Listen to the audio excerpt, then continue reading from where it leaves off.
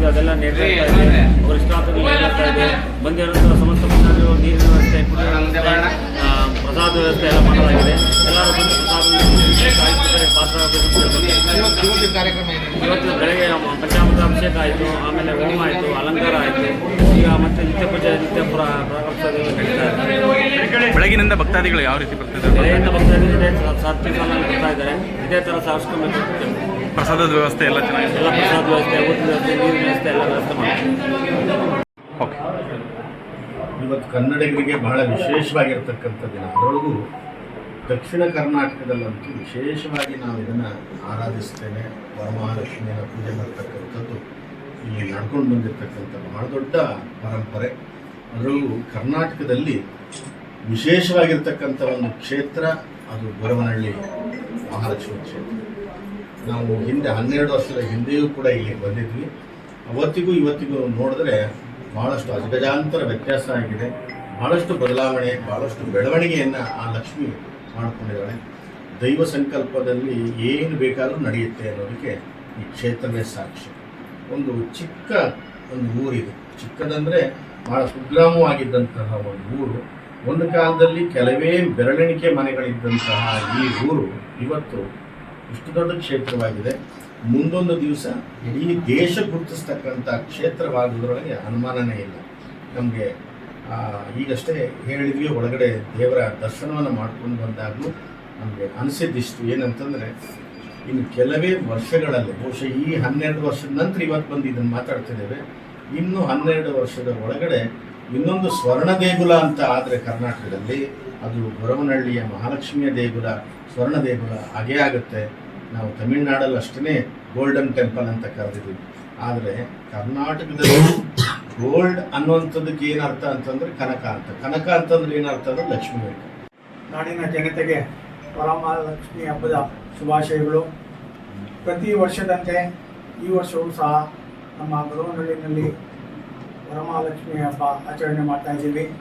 ಈ ಒಂದು ಆಚರಣೆ ಸುಮಾರು 88ರಲ್ಲಿ ಟ್ರಸ್ಟ್ ಬಂತು. ಅದಕ್ಕಿಂತ ಮುಂಚಿನೂ ಮಾಡ್ತಾಯಿದ್ರು.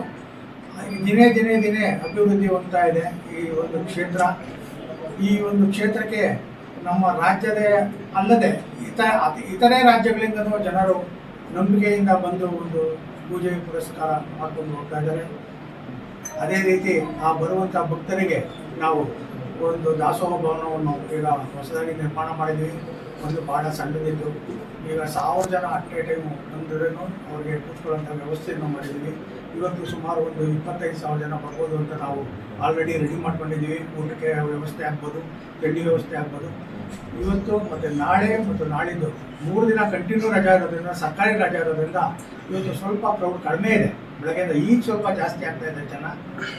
ಬೆಳಗ್ಗೆ ಹೋಮ ಆಯಿತು, ಅಭಿಷೇಕ ಆಯಿತು, ಎಲ್ಲ ಆಯಿತು. ಯಾವುದೇ ರೀತಿ ತೊಂದರೆ ಇಲ್ಲದೆ ಸಾರ್ವಜನಿಕ ಶುಭಾಶಯಗಳು. ಇಂದು ಅವರವ್ರ ಮನೆಯಲ್ಲಿ ಲಕ್ಷ್ಮೀ ಪೂಜೆ ಸಹಜವಾಗೆಲ್ಲ ಮಾಡ್ತಾ ಇದ್ದಾರೆ. ಆದರೆ ಗೊರವನಹಳ್ಳಿ ಲಕ್ಷ್ಮಿಯನ್ನು ಮನೆ ಮನೆಗೆ ಮುಗಿಸಿದ ಕೀರ್ತಿ ಇವತ್ತು ನಿಮ್ಮ ಮಾಧ್ಯಮದವರು. ನಿಮ್ಮ ಸಹಕಾರ ಇಲ್ಲದೇ ಇಷ್ಟು ವೈಭವದಿಂದ, ವಿಜೃಂಭಣೆಯಿಂದ ಎಲ್ಲರೂ ತಮ್ಮ ಮನೆಯಲ್ಲೇ ಕೂತು, ಯಾರಿಗೆ ಇಲ್ಲಿ ಬರೋಕ್ಕಾಗಲ್ಲ ಅಂಥವ್ರಿಗೆ ಮನೆಯಲ್ಲೇ ದರ್ಶನ ಮಾಡಿಸ್ತಿರೋದಕ್ಕೆ ನಾವು ನಮ್ಮ ಮಹಾಲಕ್ಷ್ಮಿ ಚಾರಿಟಬಲ್ ಟ್ರಸ್ಟ್ ಪರವಾಗಿ ನಿಮಗೆ ಅನಂತ ಧನ್ಯವಾದಗಳನ್ನು ಹೇಳ್ತೀವಿ. ಮತ್ತು ಒಬ್ಬ ಸಾಧ್ವಿ ಕಟ್ಟಿದಂತಹ ದೇವಸ್ಥಾನ. ಇಲ್ಲಿ ಸಾಧು ಸಂತರಲ್ಲದೆ ಮತ್ತಿನ್ನಾರು ಬರಬೇಕು ಅಂಥವರ ಪಾದ ಸ್ಪರ್ಶ. ಯಾವಾಗ ಪುಣ್ಯಾತ್ಮರು ಸಾಧು ಸಂತರು ಇಲ್ಲಿ ಬರ್ತಾರೋ ಅವರ ಹಿತನುಡಿಗಳು, ಅವರ ಒಂದು ಆಶೀರ್ವಚನ, ಅವ್ರೇನು ಹೇಳ್ತಾರೆ ಅದು ಇಲ್ಲಿ ಸಾಕಾರ ಆಗುತ್ತೆ ಅನ್ನೋದಕ್ಕೆ. ಯಾಕೆಂತಂದರೆ ನಾವೆಲ್ಲ ಸಾಕ್ಷಿ. ಅವ್ರು ಹೇಳಿದ್ರು ಗುರುಗಳು 12 ವರ್ಷದ ಹಿಂದೆ ಬಂದಾಗಲೂ ಈಗಲೂ ವ್ಯತ್ಯಾಸ ಏನಿದೆ ಅಂತ. ಮತ್ತೆ ಇನ್ನೂ ಮುಂದೆ ಬರೋ ದಿನಗಳಲ್ಲಿ ಬಹಳ ಬೆಳೆಯುತ್ತೆ ಕ್ಷೇತ್ರ ಅಂತ ಹೇಳಿದ್ರು. ತಾವೆಲ್ಲರೂ ಕೂಡ ನಮ್ಮ ಜೊತೆ ಕೈ ಜೋಡಿಸಿ. ಯಾಕೆ ಅಂತಂದರೆ ಒಂದು ಚಿಕ್ಕ ಹಳ್ಳಿ, ಯಾವುದೇ ಒಂದು ಸೌಲಭ್ಯ ಇಲ್ದಿರುವಂಥ ಹಳ್ಳಿ. ಈ ಹಳ್ಳಿ ಇವತ್ತು ನಮ್ಮ ಜಿಲ್ಲೆ, ರಾಜ್ಯ ಮನೆ ಮಾತಾಗಿದೆ. ಇನ್ನು ರಾಷ್ಟ್ರದ ಮನೆ ಮಾತಾಗುತ್ತೆ ಅಂತ ಗುರುಗಳು ಆಶೀರ್ವಾದ ಮಾಡಿದ್ದಾರೆ. ಅದು ಸಾಕಾರ ಆಗಲಿ, ನಿಮ್ಮೆಲ್ಲ ಸಹಕಾರ ಇದೇ ರೀತಿ ಇರಲಿ. ನಾವು ಸದಾ ಮಹಾಲಕ್ಷ್ಮಿ ಸೇವೆನ ಇದೇ ರೀತಿ ಮಾಡ್ತೀವಿ ಅಂತೇಳಿ ನಿಮ್ಮೆಲ್ಲರಿಗೂ ಧನ್ಯವಾದಗಳು.